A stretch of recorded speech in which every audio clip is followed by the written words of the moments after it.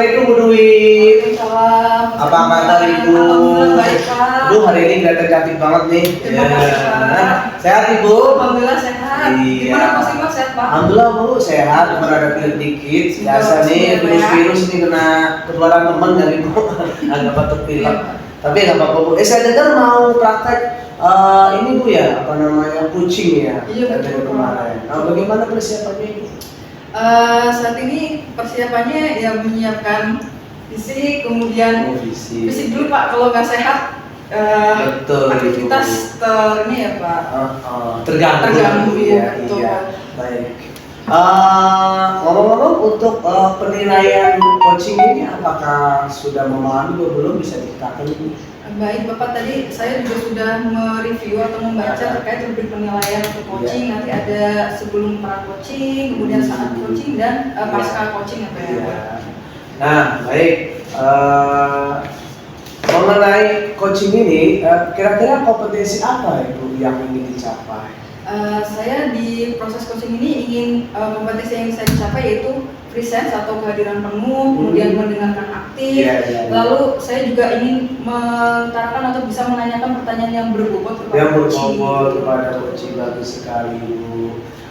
Selanjutnya, indikator apa Ibu di dalam praktek coaching ini nanti?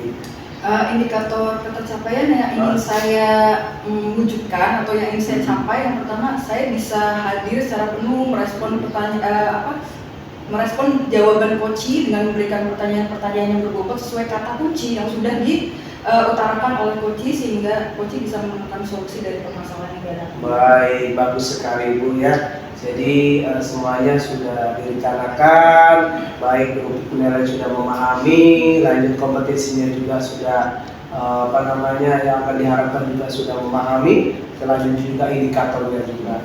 Terus kira-kira harapan apa ya Bu di kala nanti coaching, keberhasilan apa yang diinginkan? Harapannya saya bisa melaksanakan proses coaching sesuai dengan alur cerita ya Pak, dari mulai tujuan, kemudian identifikasi, rencana aksi, dan juga sampai di tahapan tanggung jawab. Terus yang paling penting yaitu coaching bisa menemukan solusi dari permasalahan apa yang sedang beliau hadapi. Baik Ibu, mudah-mudahan nanti pada saat praktek coachingnya berhasil Bu ya. Dan saya sebagai supervisi, mudah-mudahan harapan saya juga Ibu berhasil di dalam praktek coaching tadi. Ya, baik itu aja Bu. Terima kasih Bu Dwi, sukses Ibu ya. Assalamualaikum. Assalamualaikum Pak Fir. Salam Bu Dwi. Gimana Pak, kabarnya sehat? Alhamdulillah, dingin-dingin gimana gitu Bu ya. Dingin ya, Jadi Pak. panas gitu ya, cuacanya luar biasa. Bu Dwi sehat? Alhamdulillah sehat Pak. Alhamdulillah. Kebetulan cuacanya lagi kurang bagus ya Pak akhir-akhir ini. Iya. Baik Pak Fir, kemarin sepertinya minggu lalu kan Bapak seperti ada yang ingin diskusikan dengan saya Pak ya. Iya. Tapi baik sebelumnya Pak, sebelum kita mulai diskusi, saya memperkenalkan dulu ada Pak Soiman yang nanti. Pak Soiman. Jadi Pak Soiman ini nanti akan bergabung juga Pak dengan Bapak dan saya selama kurang lebih 15 sampai 20 menit ke depan. Baik. Coba mengamati apa sih yang akan Bapak diskusikan kepada saya. Baik. Oke baik Pak Amir, kira-kira nih Bapak mau diskusi tentang apa sih Pak dengan saya? Masalahnya banyak Bu, tapi saya ambil satu ya Bu yang ingin saya sekali ingin kita diskusikan. Yang pertama tentang anak ABK. Anak ABK yang di antara anak ABK itu kan pasti juga ada anak-anak yang tanda kutip spesial, dalam artian spesial suka lari-larian, hiperaktif di kelas, ingin mendapat kasih sayang dari gurunya gitu. Kalau zaman sekarang kan namanya caper gitu buat cari perhatian. Nah, disinilah masalah saya tentang anak ABK, karena kan mohon maaf, bukan saya tidak ingin mengakomodasi atau memfasilitasi sebagai murid, tapi dengan banyaknya hal yang perlu saya penuhi kepada anak-anak saya di kelas, itu kan membutuhkan strategi khusus Bu. Tuh sih, mungkin setelah ini ya Bu Dwi saya mendapatkan saran dari Bu Dwi, dapat masukan dari Bu Dwi, apa sih saran terbaik untuk saya sebagai guru kelas untuk menghadapi anak ABK ini gitu, di tengah-tengah kebutuhan belajar anak-anak saya gitu Bu Dwi. Baik, jadi permasalahan dari Pak Amir ini terkait anak ABK ya Pak, terutama Ya. yang ABK yang tanda kutip spesial, Spesial. yang biasanya itu suka mencari perhatian Ya. dari guru ya Pak ya. Ya. Untuk 15 menit ke depan nih Pak, kira-kira apa sih yang ingin Bapak dapatkan dari diskusi kita ini? Saya sih ingin dapatkan insight baru dari Bu Dwi, khususnya sebagai guru SMA gitu ya, yang mungkin pengalaman di kelasnya pasti lebih jauh dibanding saya dengan di guru SD. Nah, saya butuh insight baru tentang ini loh, cara penanganan anak ABK di kelas, seperti itu Bu Dwi. Oke, baik. Jadi dari tujuan yang ingin Bapak capai dari diskusi ini yaitu Bapak ingin mendapatkan cara bagaimana menghadapi anak ABK yang butuh perhatian dari guru. Betul ya Pak ya? Iya. Baik. Kalau boleh tahu nih Pak, ada berapa banyak ya Pak anak ABK yang tanda kutip spesial ini yang sekarang sedang menjadi peserta didik di kelas Bapak? Nah, Bu Dwi, saya pun ingin bertanya juga ke Bu Dwi. ABK itu tuh terlihat dari surat rekomendasi dari psikiater atau anak yang sudah terobserv bahwa itu adalah anak ABK gitu. Kalau menurut Bu Dwi sendiri sebagai pengalaman atau informasi yang Bu Dwi dapat itu yang seperti apa? Kalau mungkin yang ada di sekolah saya Pak, biasanya itu mungkin harus ditandai dengan adanya surat itu Pak, surat itu sebagai legalitas. Oke, kalau misalkan dari Bu Dwi, saya berarti ambil dari sisi Bu Dwi gitu ya. Ada satu Bu Dwi, ada satu itu seorang putri gitu ya, siswi perempuan. Tapi Bu Dwi, setelah di awal tahun kan saya membuat diagnosis, asesmen diagnosis baik kognitif maupun non kognitif Bu Dwi. Yang mana ada beberapa di luar anak yang sudah bersurat itu, tapi ada lagi nih, apakah anak-anak tersebut saya labeling dalam tanda kutip ya sebagai anak berkebutuhan khusus gitu, seperti itu sih. Oke, sebelumnya saya mau tanya dulu nih Pak, Bapak ketika melaksanakan asesmen diagnostik dan non diagnostik ini, apakah asesmen atau pertanyaan-pertanyaannya itu sudah mengacu ke arah akan menjudge bahwa anak ini ABK? Oke, jadi saya waktu itu telepon dengan dokter psikologi di puskesmas Kecamatan Menteng Setiabudi Pak, yang di Halimun itu.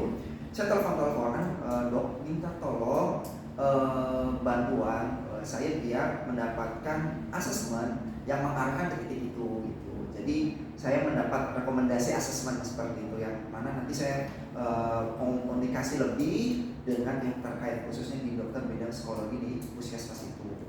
Oke, baik. Jadi Pak Amir sudah mencoba melakukan asesmen baik diagnostik kognitif maupun kognitif dari rekomendasi dokter yang ada di puskesmas ya Pak ya. Kemudian kalau melihat dari hasilnya nih Pak, dia di poin berapa kok sampai Bapak bisa menyimpulkan bahwa anak ini ABK? Sebenarnya bukan, saya nggak berani sebagai guru itu kan memang tidak berani untuk melabeling anak ini adalah ABK gitu ya. Yang saya paham pun saya meyakini itu tidak boleh gitu. Yang membolehkan adalah bidangnya itu bagian psikiaternya gitu kan. Nah, saya itu mendapat rekomendasi, kemudian setelah mendapat rekomendasi itu saya memanggil orang tuanya gitu dengan asesmen yang sudah dilakukan. Dan saya memberikan soal lagi yang sama persis tapi dikerjakan di depan saya, di depan orang tuanya, sebagaimana menguatkan diskusi saya dan orang tua tentang ternyata kapasitas anak ini memang di titik ini, yang mana nantinya itu menjadi diskusi panjang untuk 1 tahun ke depan gitu. Oke, kira-kira nih Pak, dari pantauan Bapak nih, anak yang menurut Bapak tadi dari hasil asesmen tadi, kalau tingkah lakunya selama pembelajaran atau mungkin Pak, karakteristiknya apakah memang mengarah ke arah sana atau bagaimana? Iya, untuk kegiatan di dalam. Halo Ibu Dwi. Halo Pak Iman. Iya, Ibu Dwi luar biasa pada saat jadi coach. Bisa diceritakan bagaimana perasaannya pada saat jadi coach tadi? Perasaan saya deg-degan ya Pak. Oh, deg-degan. Karena kan supervisi Bapak. Iya, Jadi biasa deg-degan. Bu. Tapi walaupun gugup akhirnya lega juga Pak karena sudah berlalu. Sudah berlalu, iya. Perasaannya senang atau gimana pada saat jadi coach? Kan teman Ibu Dwi tadi sharing ya, bagaimana? Perasaan saya mungkin di samping gugup saya juga ada senangnya ya Pak karena ternyata Iya. bisa membantu teman saya ketika saya coaching tadi Pak Amir ya Pak ya bisa membantu Pak Amir untuk menemukan solusinya sendiri terhadap permasalahannya. Iya. Baik. Ini pertama kali melaksanakan coaching apa sudah sering sebelumnya Ibu? Baru pertama kali Pak. Baru Jadi, pertama kali. iya, masih grogi. Masih grogi. Biasa Ibu. Kan Ibu banyak teman nih di sekolah. Jadi kan bisa apa namanya mungkin sharing-sharing gitu. Apakah ya pelaksanaan Ibu pada saat melaksanakan coaching itu apakah berbeda Ibu dengan menjadi mentor atau fasilitator atau gimana? Kalau di awal mungkin teorinya saya belum tahu ya Pak bedanya konseling, mentoring, coaching. Tapi kebetulan kemarin kan waktu kita belajar di elaborasi pemahaman tuh Pak, saya jadi semakin tahu bedanya antara coaching, konseling, dan mentoring. Ternyata coaching itu susah-susah gampang ya Pak ya. Iya. Takutnya kalau saya malah terjebak memberikan solusi kepada coaching. Iya. Oh gitu ya. Jadi tapi saya lihat luar biasa tadi Ibu ya, meskipun pertama kali Ibu melaksanakan coaching, tapi ya sudah apa namanya sudah bagus ya dalam melaksanakan coaching. Nah, hal hambatan-hambatan apa sih Bu yang Ibu rasakan ketika sedang melaksanakan coaching dengan tadi sejawat tadi? Ada mungkin ada hambatan Pak? Ada Pak hambatannya ketika dipancing-pancing ya Pak. Coaching untuk memberikan solusinya apa nih salahnya. Gitu. Iya. Kemudian yang kedua juga memberikan atau mengajukan pertanyaan berbobot gitu Pak sesuai apa yang sudah disampaikan oleh coaching. Iya, itu kan perlu harus ekstra benar-benar mendengarkan gitu kan Pak. Iya. Tapi sebelumnya apakah Ibu mungkin lihat tayangan video atau apa sebelum melaksanakan coaching agar mungkin ada apa namanya itu gambaran referensi bagaimana? Tentu Pak saya sebelumnya juga sudah menonton beberapa video. Kebetulan di LMS kita juga kan ada nih Pak. Ada praktek coaching sesama gitu. rekan sejawat tuh harus bagaimana seperti Iya. Jadi ya saya mengulik lah proses atau fasenya seperti apa sih alurnya. Baik, kira-kira Ibu tadi setelah melaksanakan coaching itu kompetisi apa sih yang ingin dikembangkan ya Bu ya selain kompetisi yang Ibu praktekkan tadi? Tadi kan sebelumnya saya inginnya kompetensinya itu kehadiran penuh ya Pak. Kehadiran penuh. Mungkin kompetensi yang ingin saya kembangkan ke depannya lagi itu terkait pertanyaan berbobot Pak. Pertanyaan berbobot. Karena menurut saya kayaknya susah gitu Pak. Ketika kita harus menyusun atau mengembangkan pertanyaan berbobot itu harus mendengarkan ekstra gitu. Harus runut sesuai apa yang disampaikan oleh coach supaya tidak melebar kemana-mana. Oh gitu, alasan seperti itu ya. Jadi itu memang penting ya Bu ya. Jadi melaksanakan coaching itu ya artinya kita itu apa namanya memberikan bahasanya itu bukan solusi, tetapi memberikan cara apa namanya memberikan motivasi lah Ibu ya agar si coachingnya itu bisa menemukan solusi sendiri ya teman-teman. Dan kompetisi pertanyaan berbobot memang itu perlu pelatihan ya, pelatihan biar apa namanya terbiasa mengimplementasikan tentang pertanyaan berbobot. Baik, refleksi apa sih Bu yang Ibu bisa pernah refleksikan tentang coaching ini setelah Ibu melaksanakan coaching? Mungkin dari coaching tadi kan saya menggunakan alur IRTA ya. Rasanya itu untuk menggiring si coaching ini bisa menemukan solusinya. Saya agak terlalu lama di bagian identifikasi dan rencana aksi. Ya, karena kebetulan nih coachingnya kemana-mana nih Pak. Kemana-mana. Tapi Ibu Udah melaksanakan alur Tirta benar. Sudah Pak, dari mulai tujuan, identifikasi, gitu. rencana aksi, Ya, ya. sampai bertanggung jawab atau komitmen. Oh gitu. Kalau menurut Mas Iman gimana Pak? Tadi saya sudah melaksanakan. Kan Ibu yang melakukan sebagai coach, ya apa namanya tentunya Ibu lebih tahu ya. Artinya begitu. Terus perasaan si kucing bagaimana setelah Ibu melaksanakan coach tadi? Apa? Tadi ketika di akhir ya coaching rasanya senang karena senang. iya, karena Iya. sudah bisa sharing diskusi terkait permasalahan atau unek-unek Pak yang mungkin selama ini menjadi beban si coaching gitu, terus sama-sama saling menemukan solusinya dengan saya memandu gitu ya Iya, Pak. iya, iya. Sampai beliaunya sendiri ternyata solusinya atau komitmennya harus seperti ini nih. Iya. Depannya. Baik, refleksi terakhir. Setelah melaksanakan coaching, bagaimana perasaan Ibu setelah melaksanakan refleksi coaching ini? Ibu sebagai coach untuk pertama kali, bagaimana perasaan? Perasaan saya tentunya lega ya pada puas Lega. gitu ya. Ternyata saya bisa melakukan coaching walaupun mungkin masih ada yang perlu diperbaiki, di sana sini Iya, ditingkatkan iya. lagi Baik. kompetensi coachingnya. Oke, ya. Baik Bu Dwi.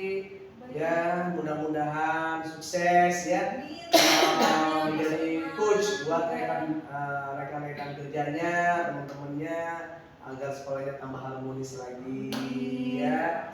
Dan teman-temannya juga bisa lebih nyaman di dalam sebagai rekan tim satu kerjaan, dan juga nyaman mengajar ya, nyaman juga di tempat mengajar, artinya begitu ya.